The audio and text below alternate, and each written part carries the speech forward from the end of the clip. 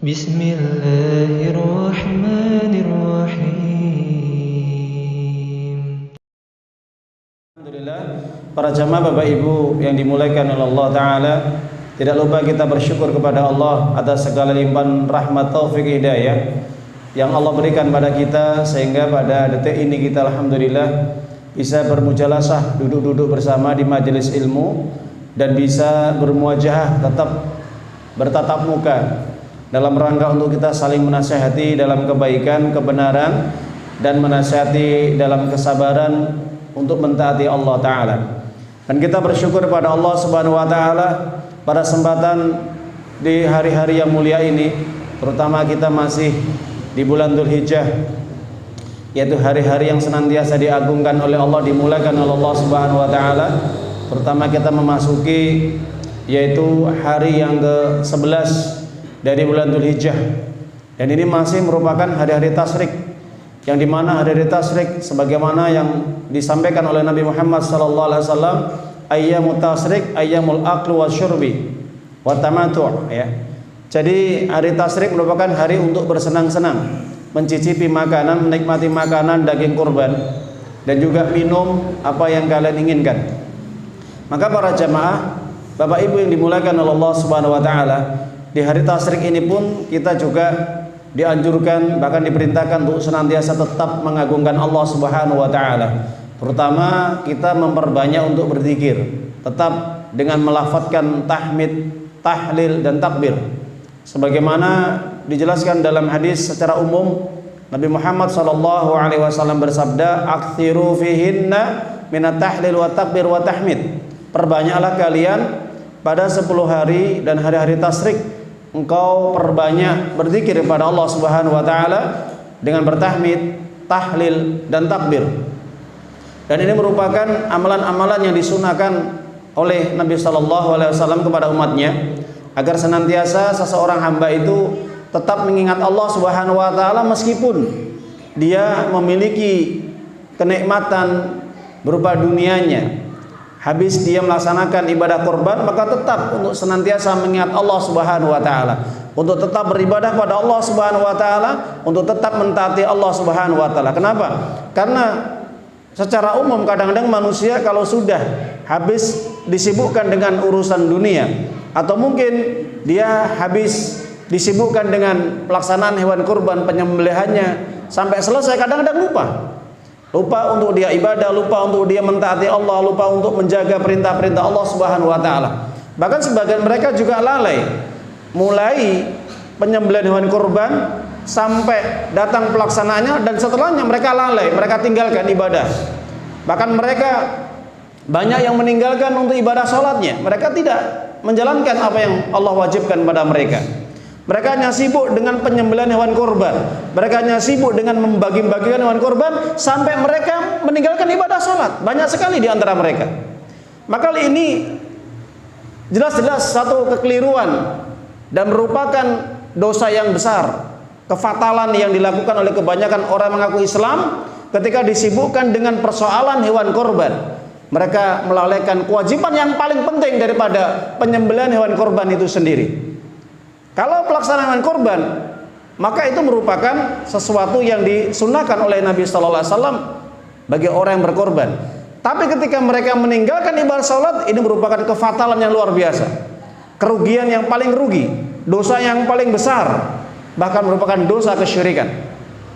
Oleh karena itu para jamaah Bapak Ibu rahimani rahimakumullah taala, baru saja kalau kita menyimak, mentadaburi, menghayati, memahami kandungan di dalam Al-Quran, terutama yang dibacakan oleh imam tadi di dalam sholat maghrib, kita akan betul-betul merasa tergugah, karena kita diperingatkan oleh Allah Subhanahu wa Ta'ala. Yang apa yang dibacakan oleh imam tadi jelas di dalam surat Al-Munafikun, surat 63, jumlah ayat 11. Ayat ini diturunkan setelah surat Al-Hajj. Maka kalau kita menghayati, mentadaburi isi kandungan di dalam surat Al-Munafikun, maka disampaikan oleh Allah ayat yang ke-9 sampai terakhir ayat 11. Apa kata Allah, Bapak Ibu? Perhatikan. Ya ayyuhalladzina amanu la tulhikum amwalukum wala auladukum an dzikrillah wa may yaf'al dzalika fa ulaikumul khasirun. Di dalam ayat ini Allah memberikan pesan kepada setiap orang yang mengaku beriman, setiap mereka yang mengaku beriman. Yang tidak beriman tidak masuk dalam ayat ini. Orang yang mengaku beriman, hendaknya kalian memperhatikan, jangan sekali-kali harta-hartamu dan anak-anakmu menjadikan engkau lalai dari mengingat Allah Subhanahu wa taala. Perhatikan Bapak Ibu. Jangan sekali-kali hartamu, harta termasuk hewan kurban itu harta. Secara umum harta juga apapun bentuknya secara fisik. Bisa itu uang, dinar, dirham, mobil, motor, rumah, pekerjaan, pakaian, dan juga hobi-hobi yang lainnya. Itu semuanya mengandung harta.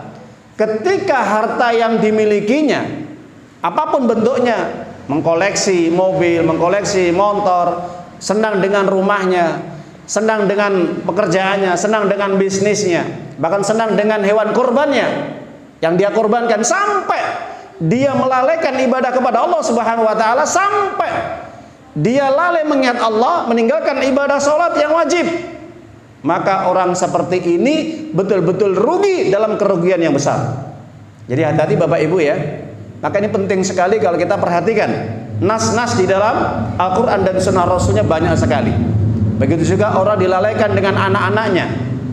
Sehingga ketika orang sebelum menikah dia pengen punya istri, berdoa kepada Allah, sholat 5 waktu dijaga, bahkan rutin berjamaah. Ketika Allah sudah memberikan istri, sampai kemudian menikah, sampai kemudian memiliki keturunan, momongan, yang terjadi apa Pak Bu?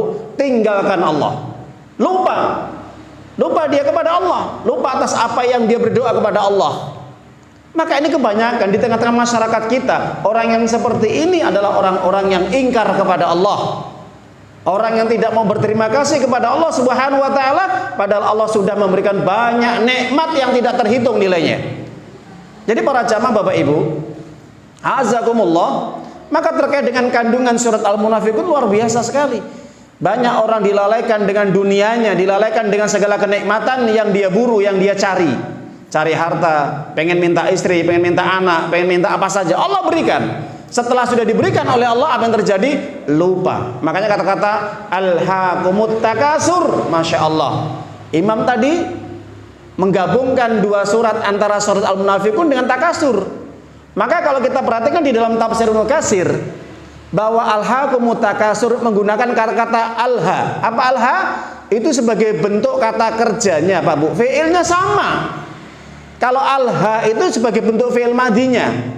Kalau latulhi itu sebagai bentuk fi'il mudhoreknya. Jadi kalau kita belajar bahasa Arab Bapak Ibu, secara nahwu, ini ada hubungan, ada relasinya antara surat Al-Munafiqun surat 63 dengan surat At-Takasur, yang Allah turunkan bahwa rata-rata kebanyakan manusia di dunia ini dilalaikan dengan memperbanyak harta, dilalaikan dengan berbagai kesenangan-kesenangan dunia, sehingga lupa untuk mengingat Allah, lupa untuk mentaati Allah, lupa untuk mengerjakan perintah-perintah Allah. Nggih napa mboten Pak Bu? Nas Al-Qur'an. Kalau kita belajar ilmu tafsir seperti ini Bapak Ibu. Maka Ibnu Katsir ketika menjelaskan ayat ini bahwa Allah telah memperingatkan secara tegas, jangan sekali-kali takasurmu, harta yang kamu banggakan, harta yang kamu pamerkan, apapun bentuknya. Wah, tadi saya korban sapi yang harganya 30-40 juta. Ya, sapi Brahma. Brahman itu yang harganya mahal, warnanya merah dan sebagainya dan sebagainya. Apa yang terjadi? Ada kebanggaan terhadap hartanya, padahal dia tidak pernah mentaati Allah, padahal dia tidak pernah bersyukur kepada Allah. Dia hanya memamerkan hartanya, dia hanya memamerkan hewan kurbannya, tapi dia tidak pernah senantiasa untuk mentaati Allah. Orang seperti ini Pak Bu, hanya penyesalan yang dia dapati. Hatta zurtumul maqabir, sampai dia masuk ke dalam kuburan. Artinya penyesalan yang akan dia rasakan ketika sudah datang sakaratul maut. Maka dijelaskan oleh Allah ayat yang ke-10 apa? Wa anfiqu mimma razaqnakum min qabli ayyatiya ahdakumul maut fayaqula rabbi laula akhartani ila ajalin qarib fasaddaqu akum minas solihin. Perhatikan ayat ini Bapak Ibu. Kita belajar lagi, kita korek, kita betul-betul bedah. Ayat yang 10 Allah katakan perintah untuk bersedekah, perintah untuk berinfak. Kenapa Bapak Ibu? Karena rata-rata orang itu kalau sudah kaya, sudah sukses, kebanyakan apa? Mereka sudah terjangkiti penyakit kikir, penyakit bakhil, penyakit melirit, eman terhadap hartanya untuk disedekahkan, untuk diinfakkan di jalan Allah Subhanahu wa taala. Ingat, di dalam ayat Allah banyak sekali Allah singgung orang-orang yang bakhil terhadap hartanya. Jelas Bapak Ibu? Termasuk surat Al-Maun. Makanya dinamakan Al-Maun itu apa? Al-Maun, menahan hartanya. Ya, wa yamna'unal ma'un. Mereka yang tidak mau apa? Memberikan hartanya, mereka tidak mau meminjamkan hartanya, mereka tidak mau membantu orang-orang yang membutuhkan. Itu al-maun, Pak Bu. Ya, jadi kalau kita membuka di dalam Al-Qur'an, banyak nas-nas di dalam Al-Qur'an, surat, ayat yang menjelaskan tentang peringatan-peringatan kepada kita semuanya. Jangan sampai harta kita, anak kita, semua yang kita miliki melalaikan kita untuk ibadah kepada Allah Subhanahu wa taala. Baik. Jadi Hasan Al-Basri rahimahullah ta'ala ketika menjelaskan ayat ini dalam tafsir Ibnu Katsir, bahwa yang dikatakan alhaakumut takasur, kebanyakan harta yang mereka bangga-banggakan, yang mereka pamerkan kepada orang lain, ternyata kebanyakan mereka itu pamer hartanya dan pamer anak-anaknya. Anakku sudah sukses, anakku sudah berhasil, anakku sudah kaya, anakku sudah ini. Itu kata Hasan Al-Basri.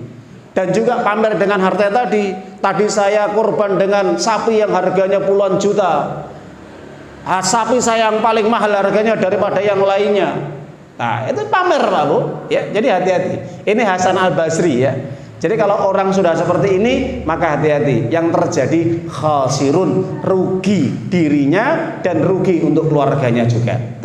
Jadi para jamaah Ibu yang dimuliakan oleh Allah SWT, mudah-mudahan apa yang kami sampaikan tadi bisa memberikan peringatan kepada kita, mengingatkan kita akan pentingnya kita untuk senantiasa ingat kepada Allah apapun keadaan kita, baik dalam kondisi kaya, apalagi kondisi miskin, tetap ingat kepada Allah Subhanahu wa taala.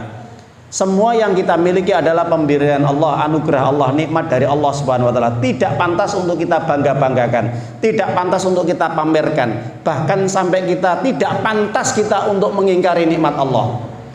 Kadang-kadang orang itu dilalaikan dengan harta, kadang-kadang dilalaikan dengan harta, jabatan, kekuasaan dan kedudukan, sehingga dia berani durhaka kepada Allah, berani berbuat maksiat kepada Allah Subhanahu wa taala. Jadi para jamaah Bapak Ibu yang dimuliakan oleh Allah Subhanahu wa taala, semoga di hari-hari yang mulia ini, terutama di hari tasyrik dan juga 10 hari yang pertama kemarin, mudah-mudahan kita berdoa kepada Allah, memohon kepada Allah agar senantiasa ibadah kita yang kita lakukan, baik mereka yang betul-betul sudah mampu untuk ibadah haji dan umroh, baik mereka yang sudah mampu untuk berkorban, baik mereka yang betul-betul hanya mampunya bersedekah dan berinfak siang dan malam, yang mampunya hanya membaca Quran, yang mampunya hanya sholat, yang mampunya hanya mendatangi majelis ilmu atau ibadah-ibadah yang lain. Semoga kita berharap, kita memohon kepada Allah senantiasa amal ibadah kita semuanya dan seluruh kaum muslimin diterima oleh Allah Subhanahu wa taala. Amin ya rabbal alamin.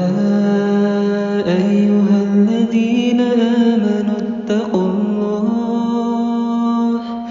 ittaqullaha haqqa tuqatih wa la tamutunna